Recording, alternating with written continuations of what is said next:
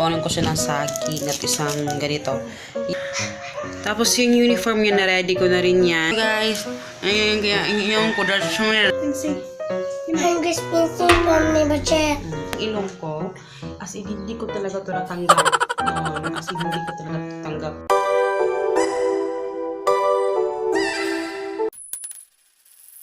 So katatapos ko lang mag-budget at saka yung isa lang sa envelope yung mga yung mga bills kasi marapit na naman yung mga bayaran ng mga bills. And yun, in-upload ko na din yung ating video. So after kung wait lang. Nawawala na ako sa sasabi ko. After ko nagawa yun, eto na naman ako, maghugas muna ako ng plato. Medyo maaga pa naman. At nakapag-study na rin kami kanina. So medyo marami rin kaming nagawa ngayong umaga. And then, yun. And then, eto naman yung aking atupagin, yung kanyang baon. So eto yung ginagawa ko. Ito yung niluto ko kagabi. So, yan, 2 egg. Tapos, eto broccoli. Tapos, isang hindi siya masyado mahilig sa beef na parang natitikasan siguro siya. Pero, ayan, kasi may 2 egg na din kasi. Tsaka may bacon na naman yan. And then, babawalan ko siya ng saging at isang ganito, yogo. Para hindi siya magsawa sa yogurt na puro yogurt. So, ayan. And then, syempre, may water. So, ito na lang yung aking Tapos, maghuhugas na ako ng plato.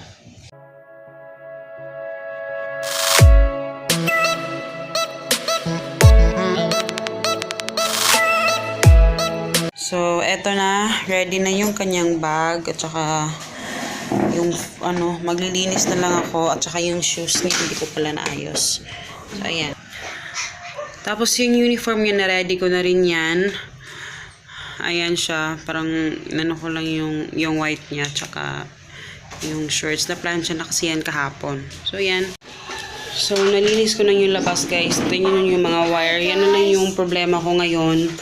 Kasi, Gusto ko kita sa camera. kay, ang tawag dito. Guys, gusto ko kita sa mo, Tia. Ipapaano ko to kay Papa. Nahihirapan kasi kami kasi yung internet dyan kasi iba nilipat namin dito yung computer. Kaya, ganyan siya. Matatanggal lang to pag natapos na akong mag-upload ng video. Kaya, ayan, nalinis ko na rin yung labas. Pati yung floor dito sa loob. Kaya nahuhuli yung paglilinis ko kasi inuuna ko talagang magpapaglinis ko ng kwarto at saka magpag-upload, matapos yung editing para mamaya pag uwi ko dito tapos na ako magpag-upload, ang fail ko na naman. And then, yun. Pika lang. Tapos maghugas ako ng plato, guys. So, in fairness naman, marami akong natapos this morning. So, paalis na kami, guys.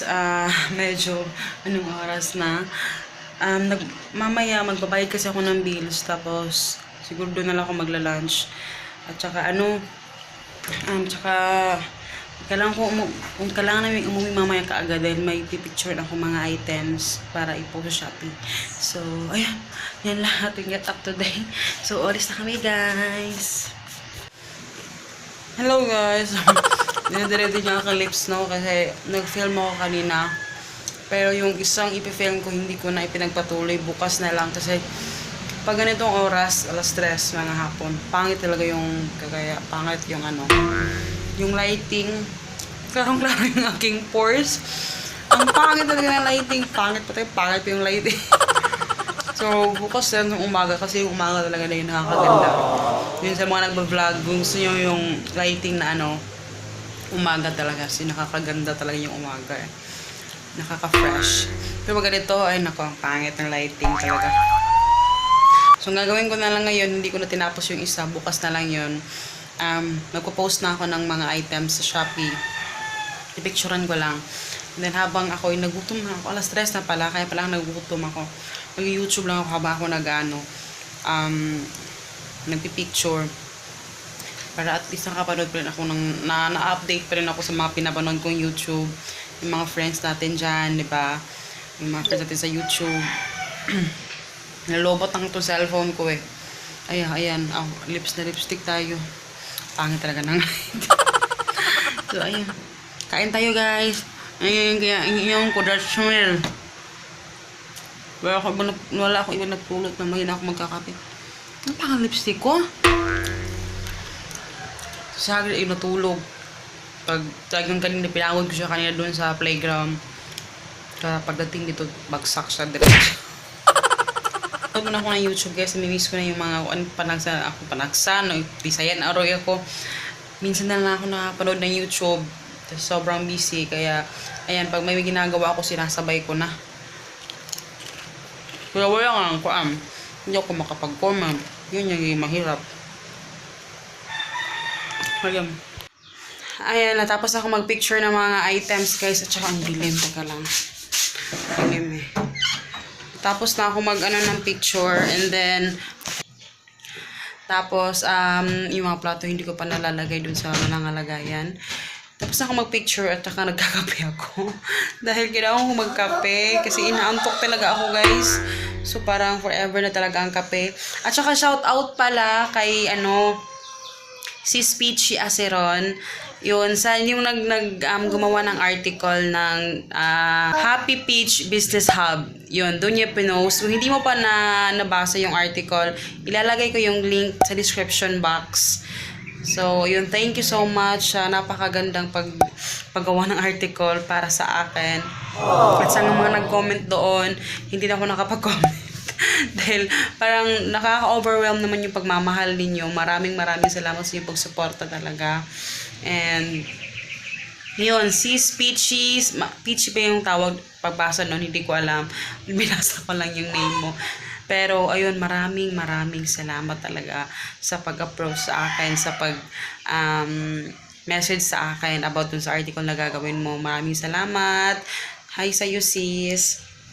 So yun, natuwa lang talaga ako. Pati si mama, talagang tuwang-tuwa si mama at yung mga pinsan ko. Natuwa sila nung pagbasa dun sa ginawa niyang article. Kasi ako din sobrang natuwa ako dun sa yung sa pagkasulat niya, parang thank you talaga. Hindi matapos yung thank you ko. Pero ayun, magkakape lang ako guys. Kasi naantok ako. Mamaya ko na i-upload yung mga videos. Tapos pala, teka, ngalay yung kamay ko. Say hi. Say hi. Say hi. Umiitim talaga si Hagrid. As in, talagang umiitim siya. Hindi ko alam kung sa tubig or sa hangin dito kasi malapit kami sa dagat. Pero talagang umiitim siya. Pero, carry na lang siguro. Bumili ako ng castor oil. Yun yung ipapahid ko sa kanya. Kasi, lalaki naman siya. Okay lang naman itim. Pero, ayan. Feel niya tingnan sa sa camera. Kasi, grabe talaga tong Oppo, nakaka-feel talaga siya pag hindi ka nag-lipstick. Mag-lipstick ka, be. Mag-lipstick ka. In-erase ko yung lipstick ko kasi ayaw niya mag-kiss sa akin kasi daw may lipstick ako. Wala lipstick si mama. Nakaka-miss mag-kiss sa kanya pag may lipstick ako. Hindi ako nakakapag-kiss. Nakaka-miss. Mama, nakita tayo na mo iris na yan pula ka iris. English lagi daw. English. Nag-English naman to guys. English ko to sa nag-i-English pag siya lang mag-isa sa labas. Nagsasalita siya lang mag-isa, nalalaro siya. Kasi nag-i-English naman talaga siya. Pero dito sa vlog, nakikita niyo talaga Bisaya ang English niya. Bisaya. Kaya ako, bisdak. Tapos, hi guys, ginagaya niya ako nito Hi guys. Sige na, makita mo sa kanila. Sige na. Hi guys. Hi, it's Christine ka to pag-vlog ni mama. Hi guys, say. Hi guys, Christine from Nebache. Nagaya ako niyan kasi parati ako naririnig. Okay, ayun. Ano yung sasabihin ko? Nakalimutan ko yung sasabihin ko. Diyos ko. Teka lang. Propose ko lang muna. Nakalimutan ko. Tapos pala guys, sa mga tatanong sa aking Shopee, soon meron akong sasabihin sa inyo. At meron din akong gagawa ko ng bagong Shopee account exclusively dun sa aking bagong At saka meron akong tinatago sa inyo na gusto kong sabihin. Kaya hindi ko sa inyo yung Shopee account ko.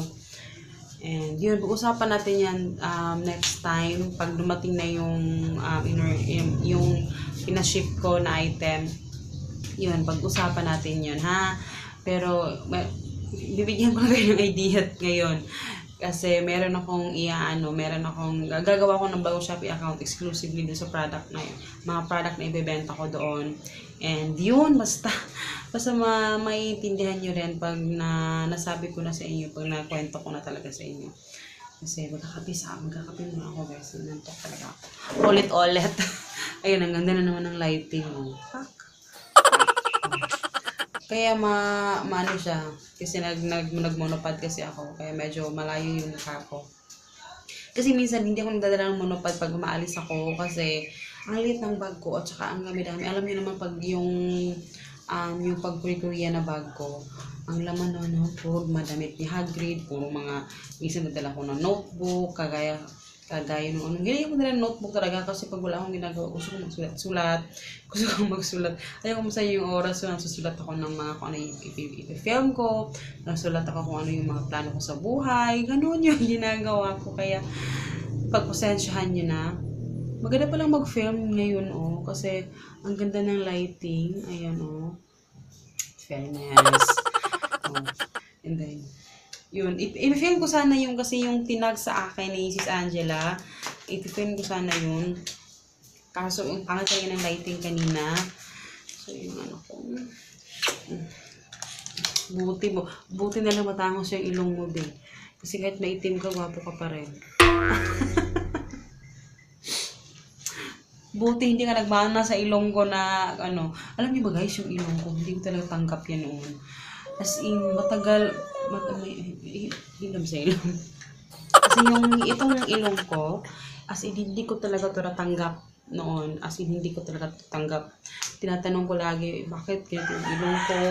Ang laki ng ilong. Hindi naman siya malaki na parang matangos. Kasi may bridge naman ako sa ilong, hindi naman din yung flat na, hindi talaga yung flat. May bridge siya talaga. Pero iba yung niya, matangos siya na hindi siya talagang parang kay Papa. Kay Papa kasi talaga grabe yung ilong ni Papa talaga. As in, sobrang tigas na ilong ni Papa na parang parang ang tangos talaga ng ilong ni Papa. Pero nung nagkita kami, hindi ko napansin yung ilong niya. Ngayon lang nung na kami nagka-boyfriend kaya naiisip ko, nga tao sa ilong ni Papa. Parang para siyang isang tao sa ilong tapos sumata pa siya. Ang gwapo-gwapo niya. Ngayon pa, nyari. Pero hindi gwapo pa rin si Papa ngayon. Pero basta yung ilong niya. Tapos yung ilong ko talaga nung hindi ko tanggap. Noon yon. Ngayon, tanggap ko na. Talagang minamahal ko na yung, minamahal ko na yung ilong ko. Teka lang, yung anak ko, kain na naman ng so yun nga, hindi ko talaga matanggap. So ngayon, tanggap ko na siya, in-embrace ko na siya, minahal ko na siya. Yun, tanggap ko na. Pag may nag-joke sa ilong ko, ako na yung umuuna yung nag-joke kasi hindi na ako nasasaktan. Noon talaga na-hurt ako dahil sa ilong ko. Pero ngayon, ako na yung pusa nag-joke na, gusto mo ba ganito yung ilong mo? Hindi naman ako. Kasi parang tinanggap ko na siya na ganyan yung ilong ko. At saka na-realize, maganda na pala yung ilong ko. Kasi si God, binabagay talaga yan ni God. Yun sa mukha mo, binabagay niya yan. Diba? So, parang ganyan lang. Huwag na yung ilong ko. Huwag na kayong dyan. Hindi mo siya matangos na matangos, pero may nose line naman, konti. Yan. Push mo pa yan. Push mo, te! Mama, kaunan ako siya sa mikas. Ipahawa. Tapos yun, ko na yung chinika sa inyo na. Kasi wala akong ma-vlog. Wala akong vlog kasi alam niyo naman, marami akong ginagawa. Yan, wala akong vlog. Mamayang gabi gagawa ako ng tunang sandwich. Mamayang gabi ko na gagawin guys. Kasi napagod na ako. Kapagod. Napagod talaga ako sa basta yun, ang dami kong sasabihin sa inyo bukas. Siguro bukas chika ko sa inyo ha. Pag-iisipan ko pa kung ano yung sasabihin ko. Paghahandaan ko pa. Pero ayun. Yes guys, so kapag vlog ako today, pero magpapaalam ako sa inyo. Si Papa pala andito na. So, pero kami naka-purple. Wow, strict sa personal. Wow. Stricto na ko na kay ka pa. Kaya yung sa vlog na last, Priyado. sapot daw ka. Actually, hindi siya na ano nun. Sapot ganyan talaga si Papa, tiger look. Tigre na si Papa. Tigre na si Papa. Tigre si Papa.